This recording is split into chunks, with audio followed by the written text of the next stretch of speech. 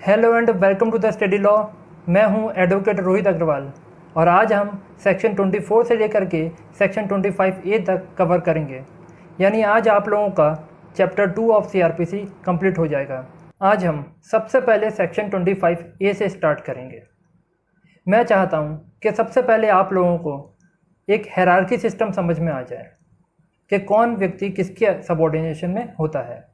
एक बार अगर आपको ये सबऑर्डिनेशन समझ में आ गया तो यकीन मानिए कि आप लोगों को सेक्शन 24 और सेक्शन 25 को समझने में बहुत आसानी होगी और इंटरेस्ट भी आएगा। लेकिन इससे पहले कि मैं ये सेशन स्टार्ट करूं, मैं आपको बताना चाहता हूं कि अब आप सिविल जज की तैयारी घर बैठे कर सकते हैं, वो भी बिल्कुल फ्री में।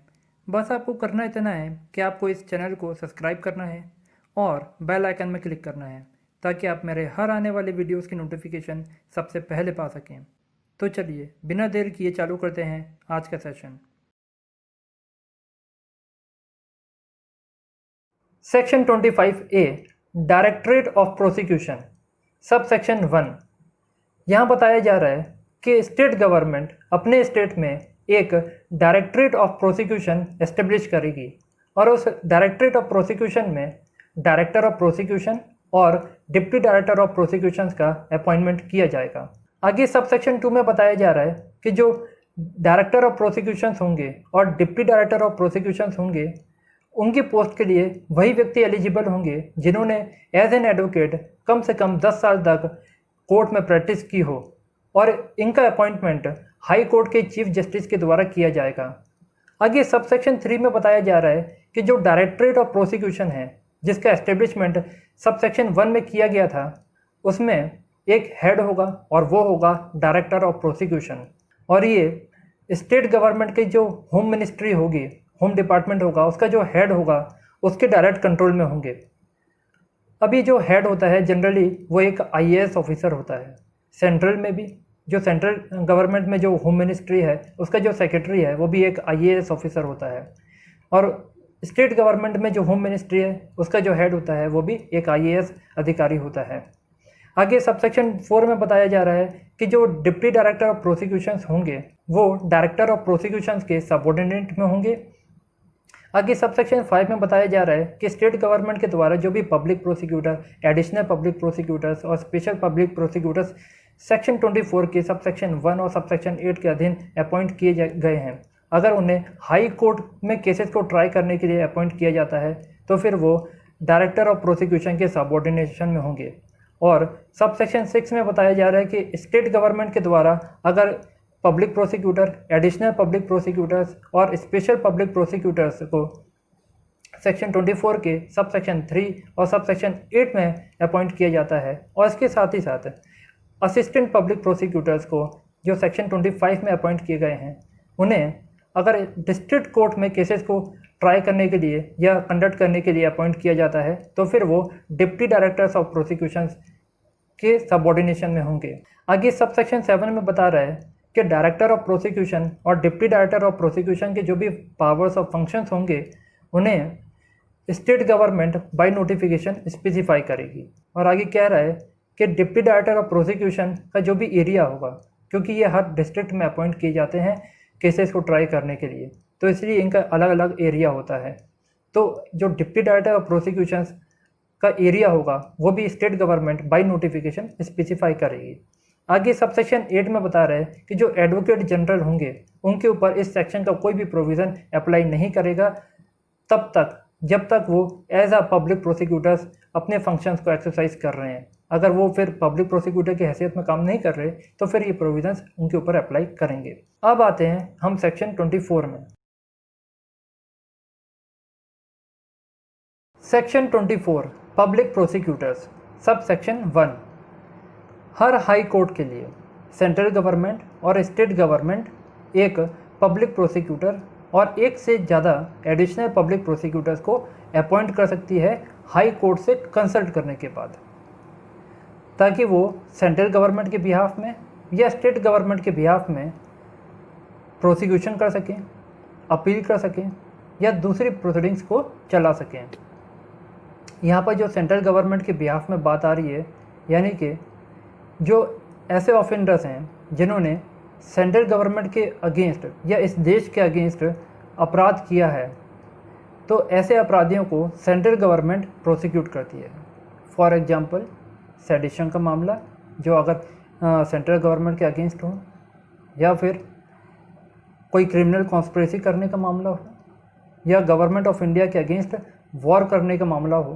तो ऐसे कई और मामले हैं, अनेकों मामले हैं जिसमें सेंट्रल गवर्नमेंट प्रोसिक्यूट करती है। यहाँ डिपेंड करता है कि अगर स्टेट गवर्नमेंट का जुरिस्डिक्शन है तो फिर स्टेट गवर्नमेंट प्रोसिक्यूट करेगी, और अगर सेंट्रल गवर्नमेंट का जुरिस्डिक्शन है तो फिर सेंट्रल गवर्नमेंट प्रोसिक्यूट करती है। सब सेक्शन 2 में बोला जा रहा है कि जो सेंट्रल गवर्नमेंट है वो किसी भी डिस्ट्रिक्ट में या किसी भी लोकल एरिया में किसी भी केस या क्लास ऑफ केसेस को कंडक्ट करने के लिए एक या एक से ज़्यादा पब्लिक प्रोसिक्यूटर्स को अपॉइंट कर सकती है। आगे सब सेक्शन 3 में बोला जा रहा है कि स्टेट गवर्नमेंट हर डिस्ट्रिक्ट में एक पब्लिक प्रोसिक्यूटर को अपॉइंट करेगी और एक से ज़्यादा एडिशनल पब्लिक प्रोसिक्यूटर्स को अपॉइंट करेगी। आगे प्रोवाइडेड में बोल रहा है कि एक पब्लिक प्रोसिक्यूटर को या एडिशनल पब्लिक प्रोसिक्यूटर्स को एक डिस्ट्रिक्ट से दूसरे डिस्ट्रिक्ट में एज अ पब्लिक प्रोसिक्यूटर या एडिशनल पब्लिक प्रोसिक्यूटर ट्रांसफ़र किया जा सकता है। आगे सबसेक्शन 4 में बोला जा रहा है कि जो डिस्ट्रिक्ट मजिस्ट्रेट है वो सेशंस जज से कंसल्ट करने के बाद एक पैनल ऑफ नेम प्रिपेयर करेगा। इस पैनल ऑफ नेम्स में वो व्यक्ति होंगे जो डिस्ट्रिक्ट मजिस्ट्रेट की राय में पब्लिक प्रोसिक्यूटर के तौर पे या एडिशनल पब्लिक प्रोसिक्यूटर के तौर पे अपॉइंट हो सकते हैं। आगे सबसेक्शन 5 में बोला जा रहा है कि स्टेट गवर्नमेंट किसी भी व्यक्ति को एज अ पब्लिक प्रोसिक्यूटर या एडिशनल पब्लिक प्रोसिक्यूटर के तौर पे तब तक अपॉइंट नहीं करेगी जब तक कि उनका नाम सबसेक्शन 4 में बनाए गए पैनल ऑफ नेम्स में दर्शित नहीं होता है। आगे सबसेक्शन 6 में बोला जा रहा है कि जिन स्टेट्स में regular cadre of prosecuting officers होते हैं वहाँ पर हम सबसेक्शन 4 के अनुसार जो पैनल ऑफ नेम्स प्रिपेयर किए गए हैं हम उनसे अपॉइंटमेंट नहीं करेंगे, बल्कि हम उसी कैडर से अपॉइंटमेंट करेंगे। कैडर यानी यहाँ पर जो एग्ज़ाम्स लिए जाते हैं यूपीएससी के द्वारा पब्लिक प्रोसिक्यूटर्स को अपॉइंट करने के लिए, उसके द्वारा जो वैकेंसीज भरी जाती हैं यहाँ पर उसको कैडर कहा गया है। तो अगर यहाँ पर कोई कैडर है किसी भी स्टेट में तो फिर वहाँ पर हम पैनल ऑफ नेम से पब्लिक प्रोसिक्यूटर या एडिशनल पब्लिक प्रोसिक्यूटर का अपॉइंटमेंट नहीं करेंगे।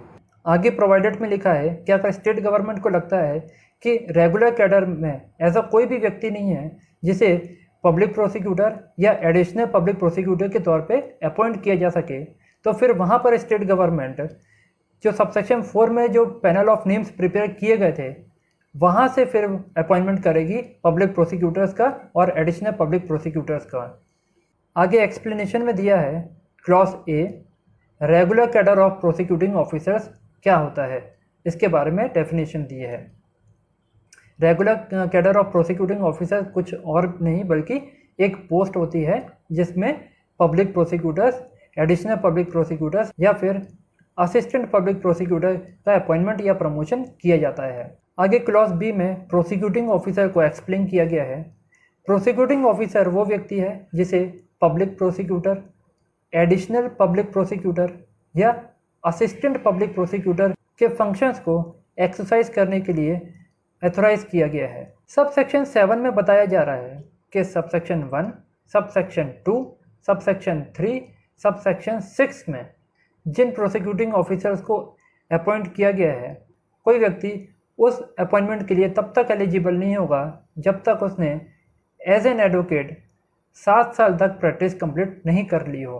सबसेक्शन 8 में बताया जा रहा है कि सेंट्रल गवर्नमेंट या स्टेट गवर्नमेंट किसी भी केस या क्लास ऑफ केसेस को कंडक्ट करने के लिए किसी भी ऐसे व्यक्ति को जिसने एज एन एडवोकेट 10 साल तक प्रैक्टिस कंप्लीट कर ली हो उसे स्पेशल पब्लिक प्रोसिक्यूटर के तौर पे अपॉइंट कर सकती है। आगे सबसेक्शन 9 में बताया जा रहा है कि सबसेक्शन 7 और सबसेक्शन 8 में जो 7 साल और 10 साल का समय दिया है उसकी कैलकुलेशन तब से की जाएगी जब से उसने as a pleader, as a public prosecutor, additional public prosecutor या असिस्टेंट पब्लिक प्रोसिक्यूटर के तौर पे या किसी और पब्लिक प्रोसिक्यूटर के तौर पे अपनी सर्विसेज की हैं, चाहे फिर वो इस कोर्ट के आने से पहले की हों या इस कोर्ट के आने के बाद की हों, यही माना जाएगा कि उसने उतने समय में एज एन एडवोकेट प्रैक्टिस की है। Section 25 assistant public prosecutors sub section 1 state government हर डिस्ट्रिक्ट में एक या एक से ज़्यादा असिस्टेंट पब्लिक प्रोसिक्यूटर्स को अपॉइंट करेगी। सब सेक्शन 1A में बताया जा रहा है कि सेंट्रल गवर्नमेंट किसी भी केस या क्लास ऑफ केसेस को कंडक्ट करने के लिए एक या एक से ज़्यादा असिस्टेंट पब्लिक प्रोसिक्यूटर्स को अपॉइंट करेगी ताकि वो मजिस्ट्रेट के कोर्ट में प्रोसिक्यूशन कर सके। सब सेक्शन 2 में बोला जा रहा है कि किसी भी पुलिस ऑफिसर को असिस्टेंट पब्लिक प्रोसिक्यूटर के तौर पे अपॉइंट नहीं किया जाएगा जब तक कि वो सब सेक्शन 3 की कंडीशंस को फुलफ़िल नहीं कर देता है। सब सेक्शन 3 में बताया जा रहा है कि जहाँ पर किसी भी पर्टिकुलर केस को ट्राई करने के लिए कोई भी असिस्टेंट पब्लिक प्रोसिक्यूटर्स अवेलेबल नहीं है, वहाँ पर डिस्ट्रिक्ट मजिस्ट्रेट किसी भी व्यक्ति को उस केस को ट्राई करने के लिए असिस्टेंट पब्लिक प्रोसिक्यूटर के तौर पे अपॉइंट कर सकता है। लेकिन किसी भी पुलिस ऑफिसर को असिस्टेंट पब्लिक प्रोसिक्यूटर के तौर पे तब तक अपॉइंट नहीं किया जाएगा जब तक कि वो नीचे दी हुई कंडीशंस को फुलफ़िल नहीं कर देता है। क्लॉज ए में लिखा है कि जब तक वो पुलिस ऑफिसर उस एक्यूज्ड के इन्वेस्टिगेशन में किसी भी तरह से पार्ट लेता है या भागीदार होता है तो फिर उस पुलिस ऑफिसर को असिस्टेंट पब्लिक प्रोसिक्यूटर के तौर पे अपॉइंट नहीं किया जाएगा। और दूसरी कंडीशन लिखी है कि जब तक वो पुलिस ऑफिसर इंस्पेक्टर रैंक के ऊपर का ना हो तब तक उसे असिस्टेंट पब्लिक प्रोसिक्यूटर के तौर पे अपॉइंट नहीं किया जाएगा। तो किसी भी पुलिस ऑफिसर को इंस्पेक्टर रैंक के ऊपर का होना आवश्यक है।